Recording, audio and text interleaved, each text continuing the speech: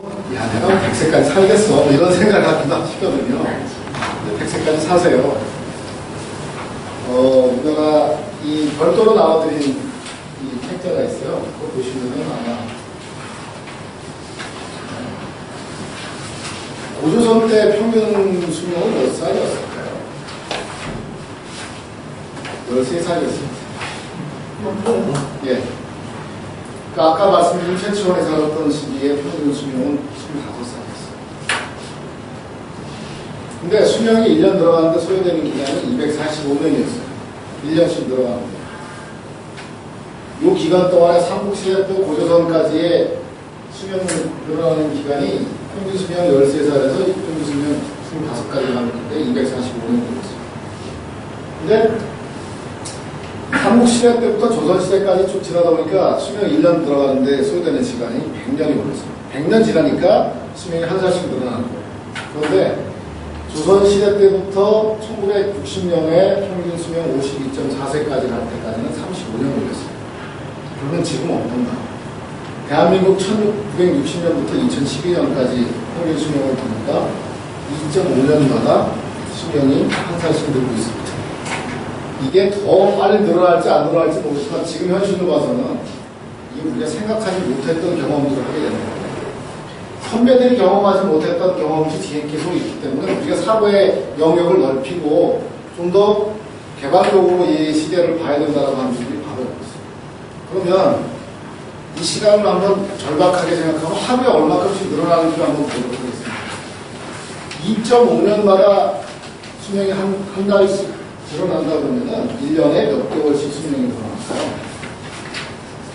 2.5년마다 수명이 한 달씩 늘어납니다. 제 젊으십니다. 1년으로 한 사람의 수명이 얼마나 늘을까요?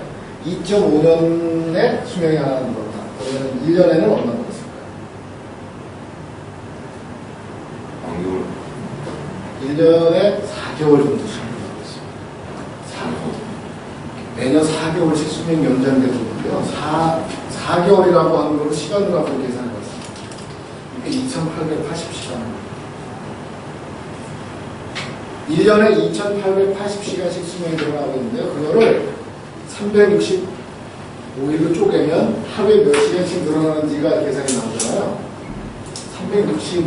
2880시간을 365일로 나누니까 여러분들 24시간을 사셨는데 나 시간이 나 부족해 이렇게 얘기하시지만 부족한 게 아닌데 이제 하루에 8시간씩 늘어나니까 여러분들 24시간을 사시는 게 아니라 32시간을 사시는 겁니다. 아 지겨워. 아니 나 그때까지 살기 싫어. 나 지금 당장 가고 싶어. 그런데 이 마음대로 잘 안 되는 게 인생이잖아요. 그래서 환갑잔치를 계산해 봤습니다. 로마 시대 때. 로마 시대 때 평균 수명이 25이었습니다. 그런데 그 시대 때도 오래 사는 사람들이 있었어요. 이렇게 보면 이게 나이고 생존 확률인데 로마 시대 때는 오래 사는 확률이 되게 적긴 했지만 100살까지 사는 사람들이 있었어요. 성경에 아담의 나이가 나옵니다. 아담은 몇 살까지 살았을까요? 그게 좀 그러면 성서에서 나와 있는 가장 오래됐던 사람 모두세요. 969세. 노아가 930세까지 살았어요. 근데 노아의 왕후 이후에 인간 수명이 극하게 줄어졌어요. 꼭 그래서 이게 일반화되는지 모르지만은 그래도 이 당시에 100세까지 사는 사람도 있어요. 확률적으로 적지만. 근데 한갑까지 사는 게 16%밖에 안 됐어요. 근데 1900년에 미국의 상황을 보니까 근세 들어서 수명이 40세로 넘어갔어요. 근세 들어서. 나중에 비스마르크 얘기 좀 들으실 텐데, 비스마르크가 1889년에 노령연금을 처음 시작했는데, 그때 나이가 평균 수명이 45세였습니다. 그때 노령연금 지급 수령 나이를 65세로 정한 겁니다. 그때 65세가 지금 노인의 기준이었어요. 그러니까 평균 수명 100세, 지금 80세잖아요. 비스마르크가 지금 시대에 살았다면 100세부터 지급하는 것으로 예상을 했습니다.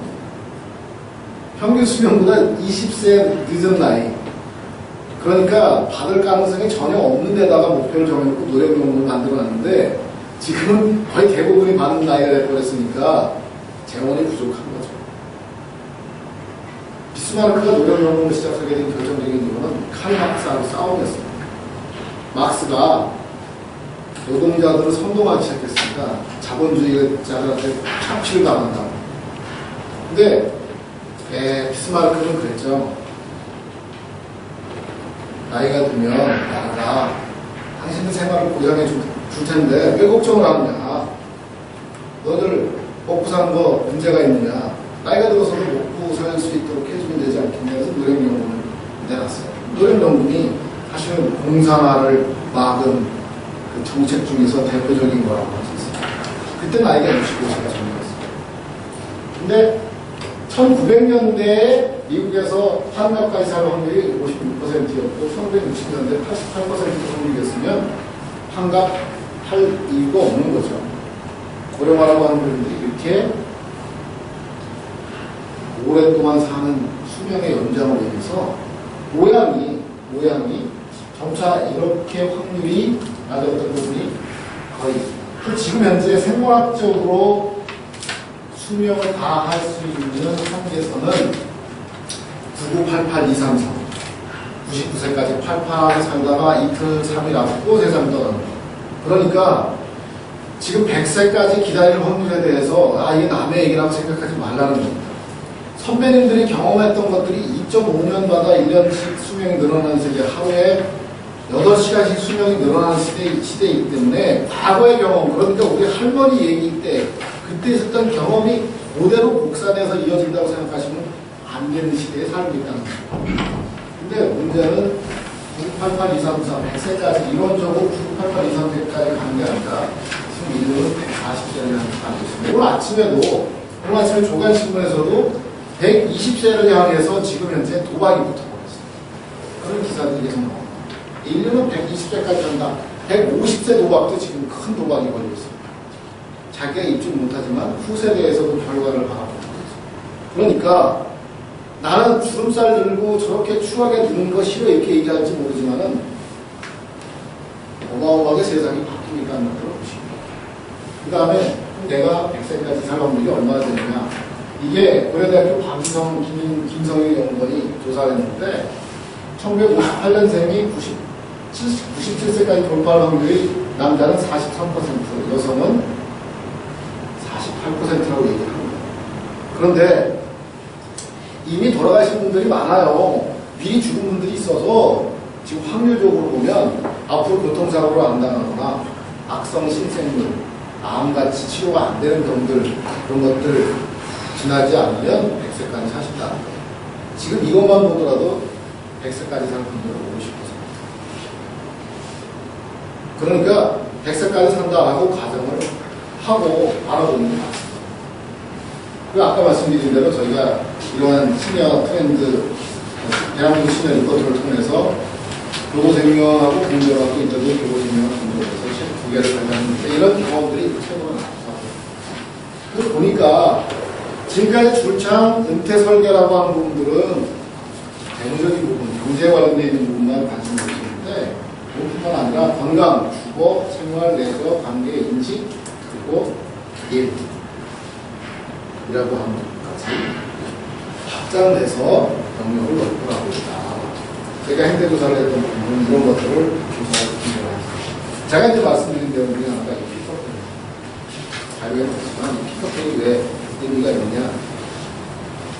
오늘 수업은요, 제가 6시까지 예정되어 있기 때문에 조금 길고 짧고 해갖고서 그냥 쭉 이어져서 경제까지 마치는 거예요. 피터팬 신드롬이라고 사회심리학적으로 쓰는 용어가 있어요. 보험 컨는데 선생님, 피터팬 신드롬에 대해서 설명해주세요. 어른이 되고 싶지 않아. 예? 피터팬 신드롬이 네. 어른이 되고 싶지 않고 책임감이 없는. 예, 그렇죠. 자유로운 영혼. 자유로운 영혼. 솔사로 살고 싶다. 네, 보험 컨는데 예, 맞습니다. 예. 하이파이. 네, 맞습니다. 우리가 이 사고가 상당히 많이 경직되어 있다고 하는 부분들을 알 수 있는데 지금까지 있었던 부분은 몇 살이 되면 뭐가 되고 했던 것들, 어른들의 경험들 이런 것들을 생각이 꼭 잡혀 있어서 나는 부동산에서 이겼기 때문에 부동산을 끝까지 잡고 있어. 난 삼성전자 사갖고 돈 많이 벌었으니까 난 삼성전자는 내 영원한 팬이야 이렇게 생각하고 붙들려 있는 분들이 있는데 이런 것들이 상당히 많이 좀 깨쳐야 된다는 말. 자, 이게 월 500만 원씩 제가 불쌍하다고 얘기했던 것들 중에 하나입니다. 후배들이 불쌍하다고 얘기합니다. 옛날에 우리 똑같이 500만 원을 벌었다고 이제 가정을 합시다. 월급이 500만 원이라고 하는 분들이 있는데 옛날에 은퇴 기간이 없었던 기간에는 500만 원 벌면 500만 원씩 쓰면 됐어요. 네. 은퇴하고 나서 돈 그냥 세상 떠났습니다. 그죠? 옛날에 그만 돌아가셨던 세대는 저금할 필요 없습니다. 퇴직과 동시에 돌아가셨습니다. 농경시대 때가 바로 그랬어요. 농경시대 때는 그 농사 짓는 일을 돌아가실 때까지 했고요. 누워 계시다가 며칠 안 돼서 돌아가셨어요. 그죠? 아니면 뭐 병치레하다 돌아가셨지만은 그때는 은퇴 준비라고 하는 게 개념이 없었어요. 그런데 지금 현재 은퇴 기간이 만약에 10년이다 그러면요. 25%씩 대비를 해서 생활 수준을 맞춰놓지 않으면 나머지 은퇴 이후의 생활을 정말 겁나는 것 중에 하나. 이 기간이 얼마나 할지를 과연 얼마만큼 알아요. 똑같은 세대가 똑같이 500만 원씩 월급을 받더라도요. 수명이 늘어나는 시대에 살고 있는 사람들은 자기가 쓴 것으로 500만 원을 다 쓰면 안 돼요. 25%씩 대비를 시켜요. 같은 500만 원이 있더라도 수명이 짧은 세대에서는 500만 원을 다 써도 되는데 긴 기간 동안을 쓴다고 하면 남았어요. 왜냐하면 버는 기간은 정해져 있는데 쓰는 기간이 늘어나니까 대비를 해야 된다고 합니다. 그런데 더 심각한 거는 지금 현재 근로기간 30년에 은퇴기간이 30년은 늘어난 시기에 옛날에 직장 다녔을 때처럼 평균 쓰다가는 지금 현재 50씩 쓰지 않으면 나중에 아무것도 없는 거죠.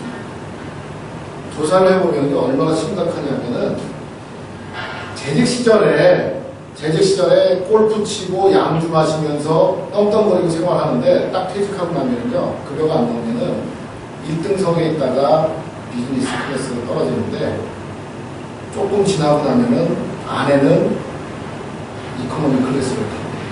그런데 비즈니스 클래스에 탔던 사람들이 퇴직하고 나면 이코노미 클래스에 있는데 남편 돌아가시고 나면 아내는 문을 열고 비행기 밖으로 쫓겨나갑니다.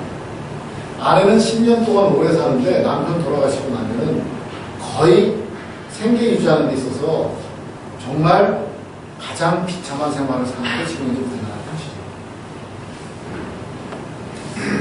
아내를 그렇게 사랑한다면은 은퇴 준비의 기준은 생활 수준의 기준은 오랫동안 은퇴를 한다는 기준을 두고 길게 잡아야 되고 아내를 중심으로 해야 돼요. 이게 주는 메시지입니다.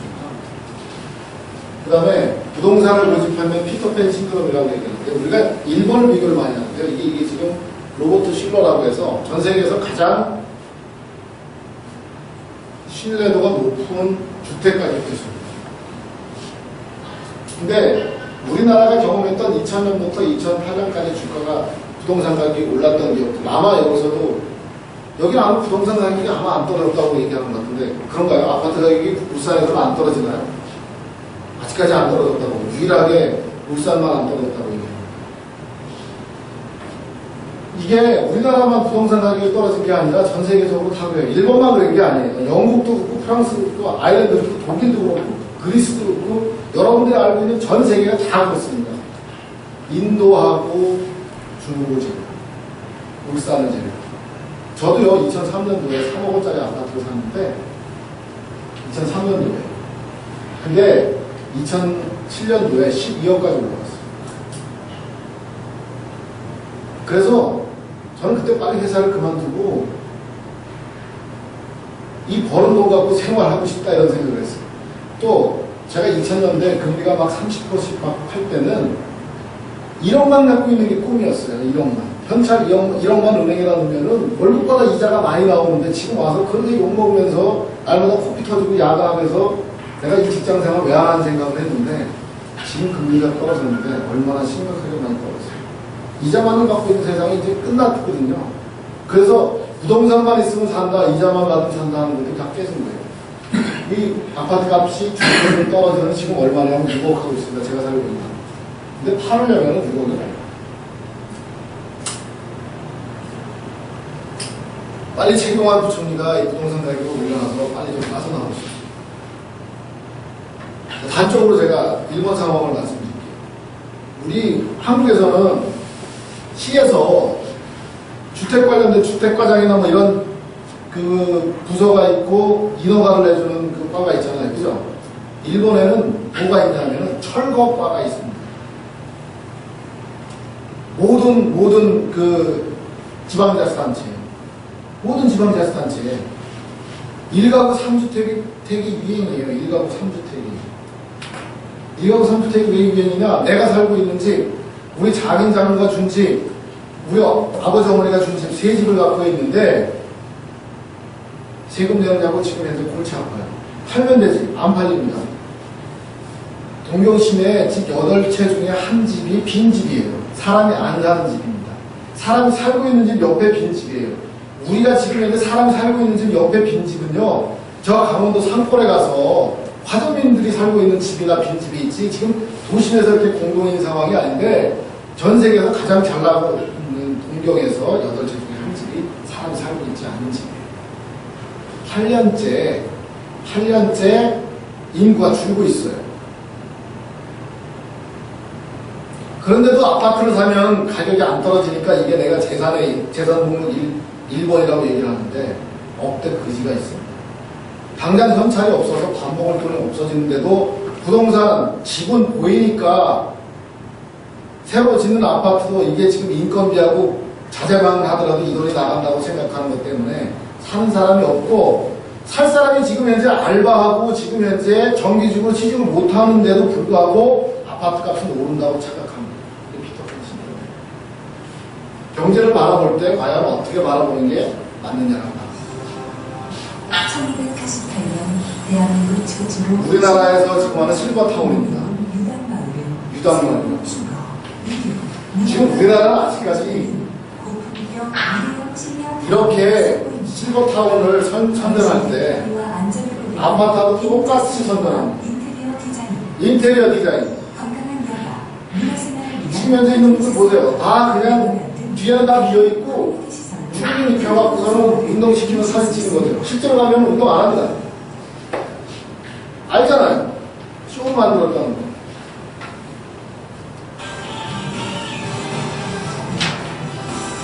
미국에 있는 클라크 리타이먼 커뮤니티라고 하는 의견을 양성했는데요.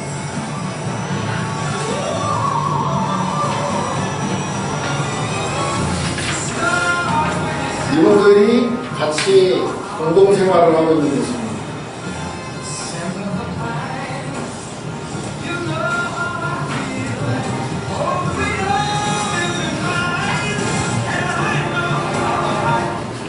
제가 이 말씀 보여드리는 것 중에 하나는 뭐냐면, 우리가 우리나라에 있는 실버타운은 부동산의 개념이고요. 여기는 사는 공간이라고 하는 개념. 지금 여러분들이 주거 공간을 생각할 때 사는 공간이냐 투자 자원이라고 하는 부분에 있어서는 사고를 바꿀 필요가 없다. 이제 부동산으로 돈 버는 시대는 그래서 이 8가지 키워드 중에 주거에 관련되어 있는 부분도 아까 말씀드린 피터팬 신드롬처럼 그런 것들을 벗어나는 게 필요합니다. 그 다음에 최대 복지 프로그램은 일거리 또는 일자리입니다. 아마 저희도 이 8가지 중에서 최고의 마지막에 있는 키워드 하나가 뭐냐라고 하는 부분에 대해서 몇 년 동안 고민을 했는데, 결국 그거는 우리가 고민한 게 아니라 선생님들이 주신 답은 뭐냐면, 저희들은 이제는 지겨우니까 일자리를 벗어나서 그냥 쉬고 레저하고 여가 보내는 건 줄 알았는데 그게 아니더라고요. 최고의 복지 프로그램은 일자리 또는 일거리. 미국의 CB벤처스라고 하는 안코르다 노바제에서는 보면 이 퇴직한 분들이 꿈꾸고 있는 3가지 일자리의 기준이 뭐냐면, 첫 번째는 지속적인 수익이 있어야 됩니다. 자원봉사요, 이제는 자원봉사 시대 끝났습니다. 자원봉사요, 출석률 50%밖에 안 됩니다.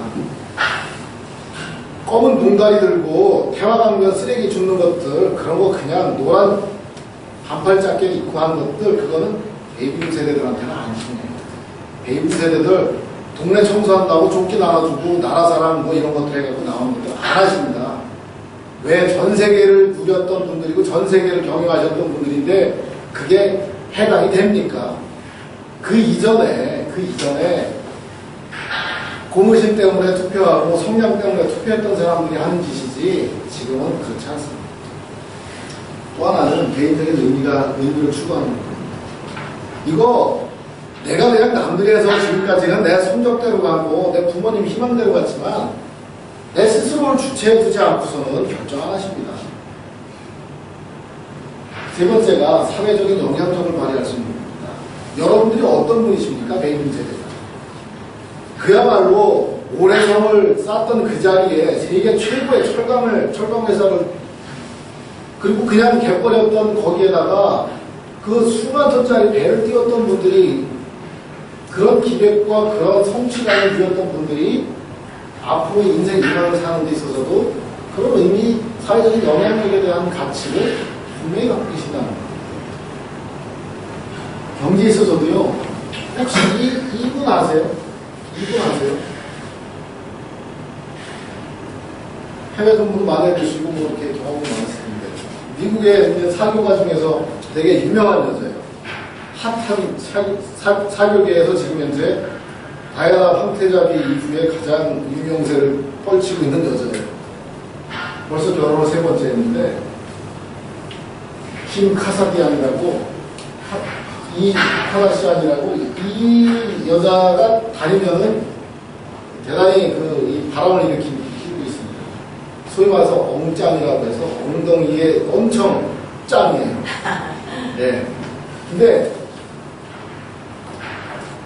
이 가방이 이 사진 하나 때문에 가방 시장에 난리가 났습니다. 사모님들 핸드백 좋아하시죠? 루이비통 사드셨나요?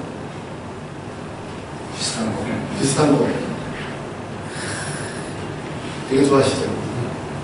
많이 좋겠어요. 안 되는데, 짝퉁 안 됩니다. 짝퉁 안 됩니다. 지금 중국에서 샤오미가 골치 아픈 일이 생겼어요. 샤오미가 아이폰하고 갤럭시를 카피를 했잖아요.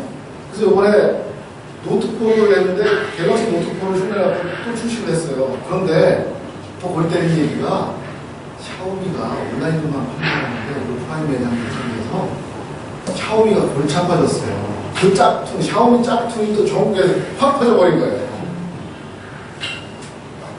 짝퉁의 발목이 잡힌 거죠. 중국 1위 샤오미가 아이폰하고 삼성 갤럭시를 흉내내갖고 중국 내 2위 기업이 되는데 핸드폰. 근데 중국 내 또 다른 짝퉁이 그 시장 갉아먹기 위해서 지금 하고 있어요. 참 시대에 참 무슨 얘기를 했는데 이 가방이 에르메스라고 하는 가방인데요. 버킨백이라고 해갖고 18,900원, 2,000만원짜리. 2,000만원짜리 가방인데요. 앞으로 경제는 소유냐, 사용이냐라고 하는 측면으로 생각해보시면 좋을 것 같아요. 이 코옵스라고 하는 사이트가 있는데요. 코옵스.co.kr. 회원이면 일주일 동안 주인이 됩니다. 아니, 가방이 보관하고 있는데 노동물이 가져갈까봐 겁나죠? 돈 먹을까봐 겁나죠? 근데 여기다 갖다 맡겨놓으면요, 빌려주고 나서 깨끗하게 돌려받으면서 내가 돈을 받아요. 사지 않아도 여기 가면 회원 가입하면 16,000원에 일주일 동안 주인이 됩니다. 연말 10시에 동창회 때 아는 야 이거 일주일 동안 주인이니까 일주일 동안 주인이에요. 제가 카메라 백통이라고 하는 그 f2.8 70-200 그 렌즈를 사고 싶어갖고 정말 눈독을 들였었거든요. 사진 찍으세요? 백통 갖고 계세요? 네, 백통. 우리 사진 찍으신 분들은 백통 있어요. 350만원짜리. 그죠? 저는 그걸 가지고 백통을 살까 말까 하다가 지금은 안 샀어요. SLR 렌탈에 가면 24시간 사용하는데 25,000원이에요. 자, 3만원이라고 계산하고 주말마다 빌리면 52 주잖아요. 1년에 날마다 빌려봐야 150만원이에요. 2년 써야 300만원이지 않습니까? 그 습기 없는 데서 써야 되잖아요. 그 일주일 내내 안 쓰고 있는데 그거 뭐합니까? 경제도 과연 소유할 것인가 이용할 것인가라고 하는 부분에 공유개념들을 생각해 보실 필요가 있다는 거죠. 앞으로 이제 그런 것들을 계속적으로 좀 만들어내는 거고요. 레저 관련돼서도 지금 여행이요. 이제 아마 여러분들도 세계 여행이 이제 지겨우니까 아마 여행 가신다면 마다가스카르나 북극이나 남극 아니면 우주 여행 생각하실 겁니다. 제가 여행 하나 추천드릴게요. 이 어스왈츠라고 하는 사이트입니다. 어스왈츠, 이나 부왈지라고 하는 사이트인데요. 이 사이트는 뭐냐면 지구감시대라고 해서 지구가 온난화되는 것들, 또 환경 파괴로 인해서 있는 것들, 이런 것들을 조사 연구하는 사이트입니다. 근데 돈 내고 가는 곳이에요. 돈 내고 가는 건데 몽골 사막이 황폐화되는 거, 그 다음 태평양이 오염되는 거, 그 다음에 아마존이 그 산림이 황폐화되는 거, 이집트에 있는 오래되어 있는 미나를 발굴하는 거, 이런 데 참여를 하는 겁니다. 참여를 하기 위해서는요, 돈뿐만 아니라 돈을 많이 입찰을 하면 가능성이 높아져요. 대신 요건이 하나 있습니다. 기술이 있어야 돼요. 운전을 하거나 인터넷을 하거나 또는 컴퓨터를 다룰 줄 알거나 통역을 하거나. 또 조건이 있습니다. 따뜻한 물이 안 들어올 수도 있어요. 벌레에 물려서 상처를 입을 수도 있고요. 자칫하면 목숨을 잃을 수도 있어요. 그런데 많은 사람들이 참 연구가 끝나고 나면 지구를 살리는데 참여를 합니다. 연구 보고서에 여러분들의 이름이 올라갑니다. 내가 이 인류를 위해서, 내가 이 지구를 위해서 일할 수 있는 것들, 나만 잘 먹겠다고 해서, 나만 인증샷 찍겠다고 해서 여행하는 게 아니라 내가 인류를 위해서 할 수 있는 여행 프로그램. 이 사이트에 가면 수많은 프로그램들이 있어요. 그러니까 여행도 지금 현재로 지금까지는 오로지 내 식구들, 나하고 입을 같이 해서 내 생계 범위에 있는 사람들한테만 퍼주고 누리려고 하는 여행에서 떠나서 이제는 남한테 퍼주는 여행으로 지금 현재 생각대로 바뀌는 상황이 생겼습니다. 그리고 이제 인식이라고 하는 부분에서 인생 이망에서 만날 7가지 위험에 대해서 생각을 해봅니다. 그 중에서 심각한 문제 중에 하나는 자녀 있습니다. 엄청나게 심각합니다. 사실요, 우리는 좀 아프고 불편한 것들을 좀 드러내볼 필요가 있습니다.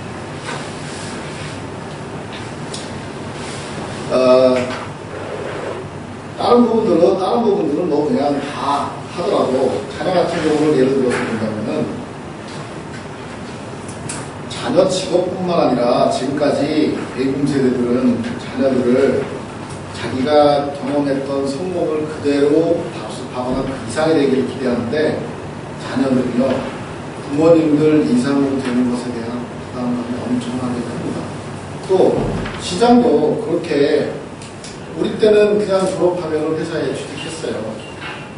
그 회사가 망하면은 정말 무너질 경우지만 잘 되면 정말 떼돈을 벌고 그냥 월급쟁이 제대로 했는데 이제는 들어가기도 힘든 상황이 되고 성공했던 몇몇 분들은 있어요. 그런데 의사가 됐다고 해서 한의사가 200만 원이면 이쁘고 젊은 한의사들이 줄 서 있어요. 변호사분도 훌륭하신 분들, 잘 되시는 분들 좋은데 1년에 변호사가 1000명씩 들어집니다. 소송 청구가 되고 있어요. 이 자녀 리스크라고 하는 부분들을 과연 어떻게 할 거냐, 끝까지 쏟아붓고 갈 것이냐 라고 하는 부분에 문제들이 있습니다. 이 문제를 어떻게 해결할 것인가 하는 부분도 인식에서 다룰 수 있습니다. 그 다음에 이제 또 하나는 이게 바로 여러분들이 이 과정 중에서 다른 세대를 이해하고 남과 다르다라고 하는 부분들, 여러분들 단어 속에서 쟤는 틀렸어 라고 이렇게 단정 짓는 게 아니라 쟤는 우리하고 달라라고 하는 순화되어 있는 부분에 생각들을 가져야 되는 것들을 여러분들 배우시게 됩니다. 말씀드리자면 바로 여기가 단가의 세대. 합계 출산율 3을 기준으로 하면요, 1947년부터 1956년까지가 단가의 세대인데, 이 세대를 보면 합계 출산율 4 이상인 세대예요. 이게 1947년부터 1949년까지인데, 이 인원은 불과 일본 인구로서는 그렇게 많지 않은 800만 정도. 800만 정도인데 전체 인구의 5%밖에 차지하지 않는데 이 친구들이 전 세계를 돌아다니면서 완전히 젊은 여자들을 싹쓸이 해버렸어요. 그리고 엠파이어 3D까지 샀고 전 난리를 쳤던 세대입니다. 그런데 바로 이 이전에 있던 화상 세대, 화상이라고 하면은 물에 걸리는 세대. 그러니까 이때는 전쟁 참화 세대가 아침에 일어나 엄마 포대기에 업혀갖고 방공호소에서 감춰져서 자랐고 소위 말해서 지뢰 밟아서 다리가 터지고 폭격 맞아서 죽고 했던 세대입니다. 자라오고 성장했던 것들이 나중에 크게 영향을 미치는데요. 지금 현재 이 화상 세대는 베이비 단가의 세대를 밀려갖고 거의 없어지고 잊혀졌어요. 그런데 그 다음 세대 50년부터 64년까지를 시라케 세대라고 얘기합니다. 시라케 세대인데요. 이 시라케 세대가 어떤 뜻이냐면 흥이 떠난 세대, 흥이 시든 세대. 그러니까 말하자면요, 축제 세대가 베이비붐 세대, 단가의 세대라고 하면 이 시라케 세대는 축제가 끝났어요. 그래서 술병이 흩어져 있고요, 안주가 식고 또 토한 물건들이 쓰여져 있고 청소해야 될 쓰레기더미가 잔뜩 나 있고 또 모닥불이 꺼져갖고 새벽에 기온은 내려가면서 음산하고 불편한 세대, 찝찝한 그런 시대를 사는 세대가 바로 시라케 세대가 참으로 이 시라케 세대가 불편한 세대예요. 우리나라로 말하면 소수 이 세대는요, 80년대 베이비붐 세대로 데모를 했어요. 그런데 그 다음 세대 시라케 세대는 소위 말해서 무공투 세대라고 해갖고 데모를 해보지 않았어요. 자기 주장을 밝히고 관철하는데 적극적으로 행동을 보여준 적이 없어요. 여기 계신 분들은 다 데모를 했던 세대인 것 같아요. 데모를 했어요. 제가 연세를 가늠하지 못하는데 뭐 그래도 40대는 넘으셨겠죠. 이제 막 보시고 그러세요? 네. 야, 스타일을 보면은 진짜 30대 같아요. 죄송합니다. 제가 너무 알로 본 것 같아요. 한국 사회에서도 그래도 존중해야 될 것 같아요. 그렇다고 뭐 제가 반말하거나 그러진 않으죠. 왜? 아무튼 또 이게 동네가 제 동네가 안 됩니다. 가다가 뭐 부산역 근처에서 또 어디 이 시라케 세대가 자기가 성장했던 시기가 있었기 때문에 이 시라케 세대 같은 경우는 베이비붐 세대가 성공하고 하는 것들을 너무 가까이서 봤어요. 근데 자기 선배들은 그렇게 30대에 막 부장으로 나가고 40대 초반에 막 별달고 그런 것들 봤는데 자기는 30대에 과장해서 멈춰져 있는데 위에서 그냥 딱 떠받치고 있어갖고 성공을 위해서 엄청나게 많이 지원 사격을 하고 났는데 선배들이 떠나고 나니까 시장이 확. 제가 있던 회사는 1000명인 회사 입사했을 때 1000명인데 3,500명까지 인원이 늘어났는데 3,800명까지 인원이 늘어났었는데 지금 1,200명. 근데 그 직원이 그냥 그대로 있더라도 3,800명에서부터 지금까지 정년을 다 채우지 않은 나이인데 2,400명이다. 2,600명.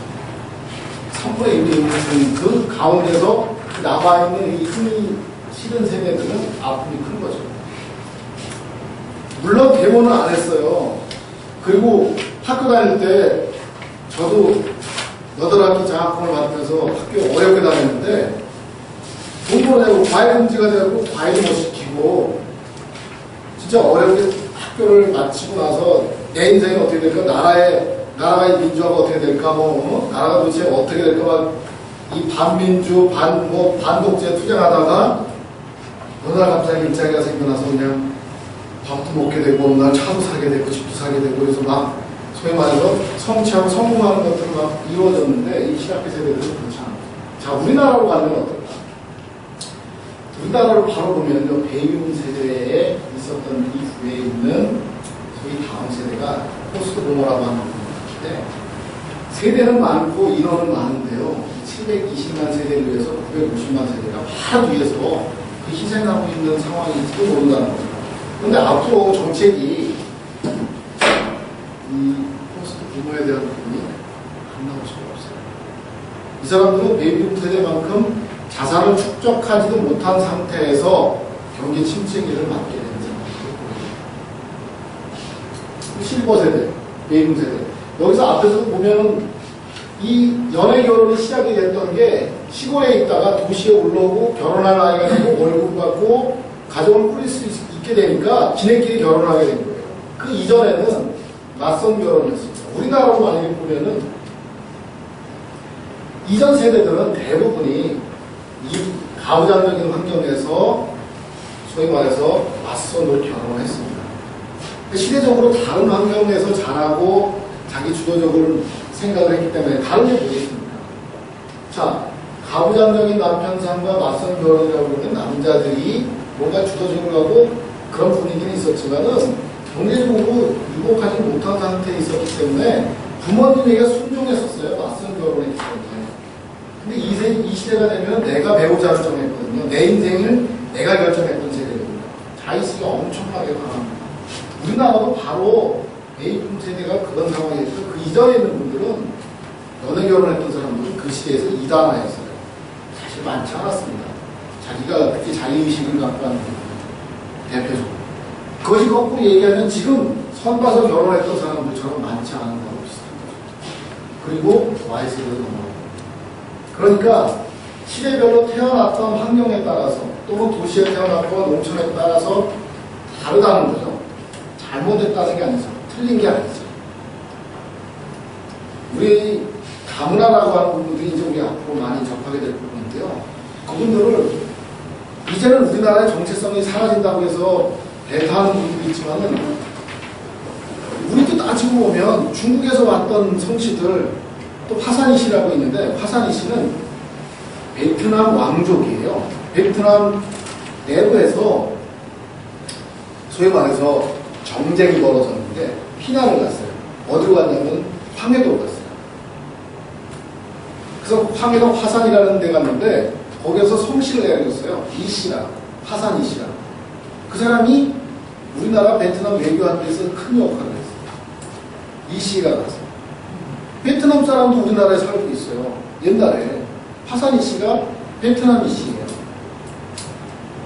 그리고 우리 중국 시도 있고 많지 않습니까? 무슨 전쟁 있을 때마다 정착해서 그렇고 또 유명히 받아들여서 우리나라에서 큰 공을 세워. 근데 피부색이 다른 것에 대해서 엄청나게 거부감이 많잖아요. 근데 다르다라고 하는 부분들을 과연 어떻게 가져갈 것이냐 하는 부분도 지금 있죠.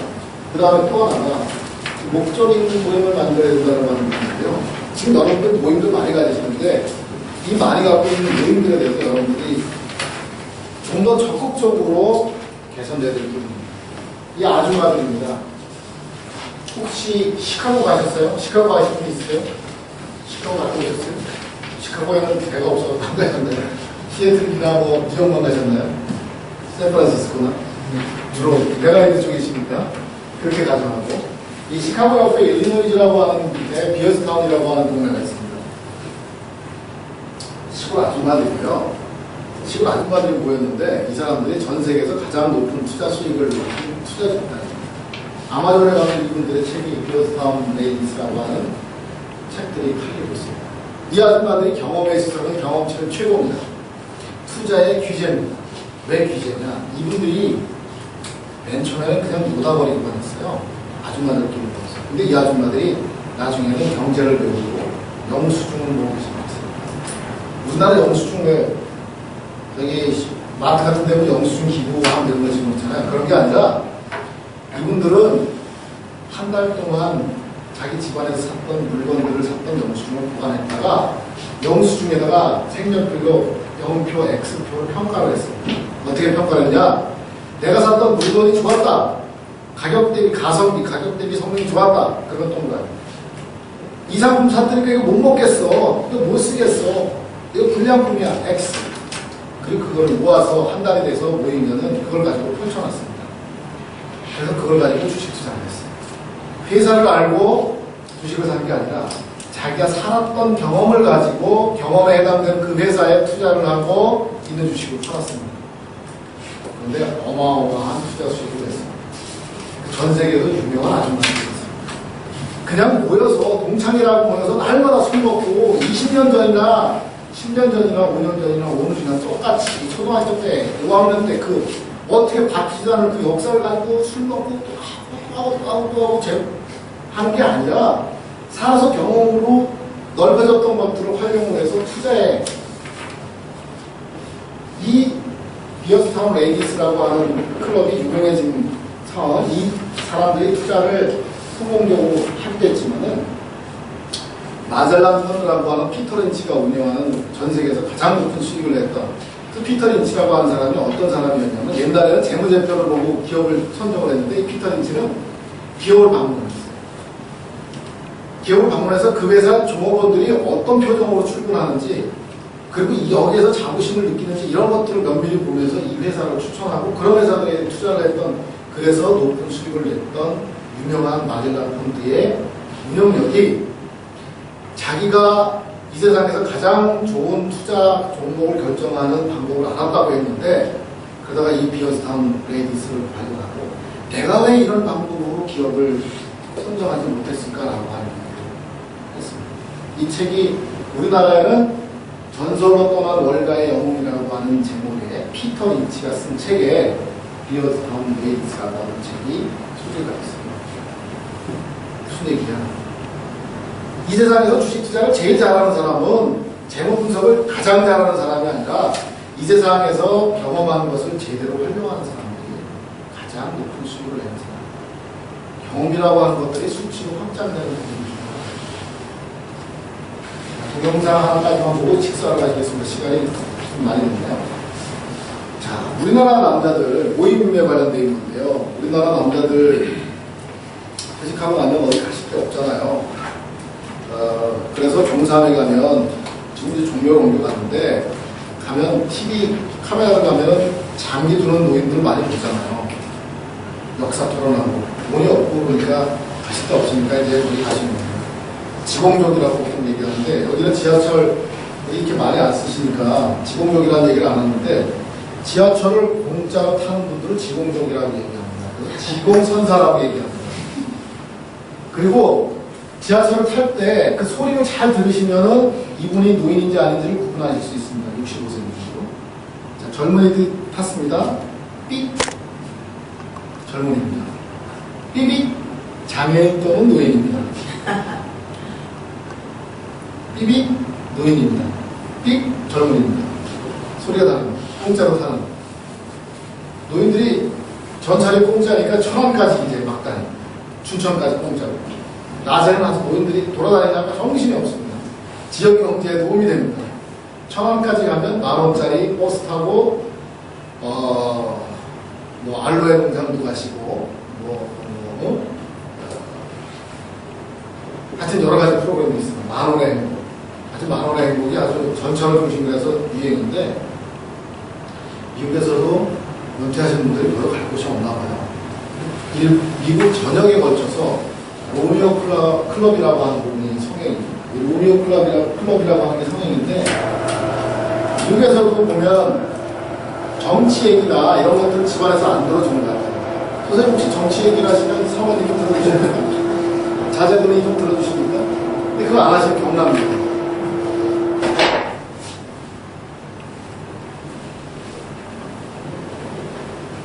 로미오 클럽이 있는데요. 이거 전국 단위로 한번 만들어 보시는 것도 괜찮은 것 같아요. 이 왜 로미오냐 하면은 이 타입 올 네.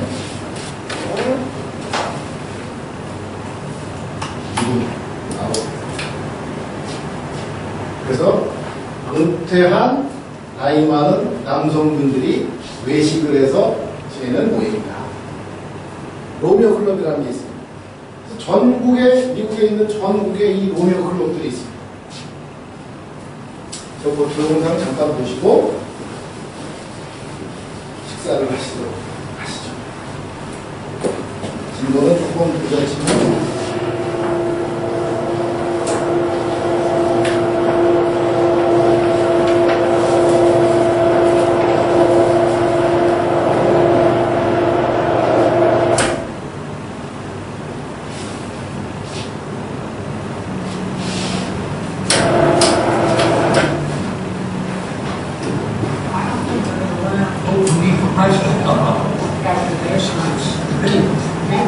여기는 뉴욕에 있는 그 로미오 클럽인데요. 뭐 전직 PD도 있고 변호사도 있고 작가도 있고 회사원도 있고 중고 브로커도 있고.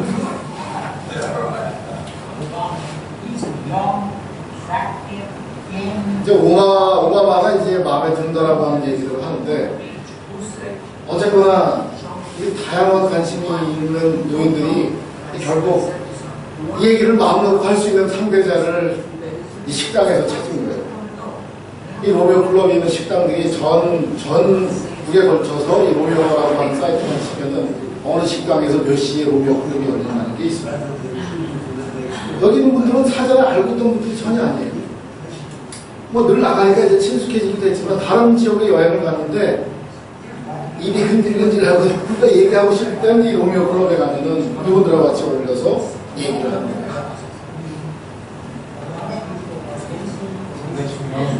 네. 중요한 문제예요. 근데 남성들만 있느냐? 여성들도 있어요. 여성 50세 이상이 되면 레드 소사이어티라고 하는 그 빨간 모자를 쓴 여성이라고 하는 클럽인데 거기 가입하면 피부 미용실 할인권부터 시작해서 카드를 발급을 해서 또 이런 어떤 자기의 나이 또래를 형성하고 있는 부분에 대해서 혜택을 받을 수 있는 클럽들이 이제 만들어요.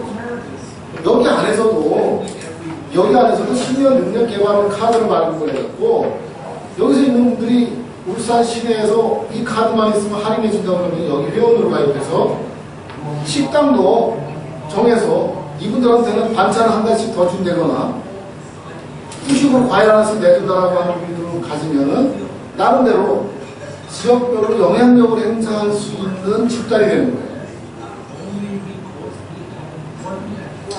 ARP가 미국에 있는 은퇴자 협회가 저희하고 리지널 파트너로 그 계약을 체결하고 같이 협력하고 있는데 미국 은퇴자 협회가 돈을 내는 회원이 3,800만 명입니다. 3,800만 명. 그런데 대통령 선거할 때 광고를 어떻게 내는지 아세요? 우리 노인을 전역합니다. 끝. 우리들이 3,800명이 있다. 끝. 민주당이건 공화당이건 우리를 생각합니다. 끝.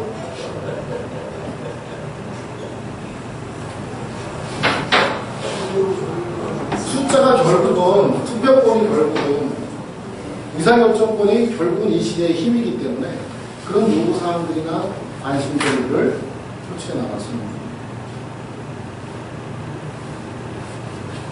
그 힘들이 앞으로 막강해질 수 있는 것이고 같이 충분히 더할 수 있는 것입니다. 여기까지만